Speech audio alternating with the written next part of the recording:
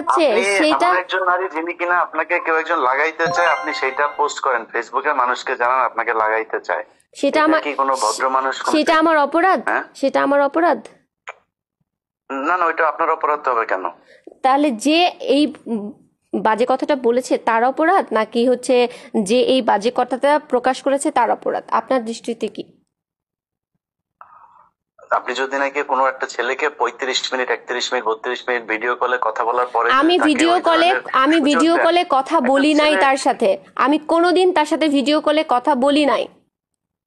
এমনি 35 মিনিট কথা বলছেন তাই না? আমি তার সাথে ভিডিও কলে কথা বলি নাই 35 মিনিট না, তার সাথে আমার 1 থেকে 1.5 ঘন্টা কথা হয়েছে, তার মধ্যে আমি 47 মিনিট রেকর্ড করছি।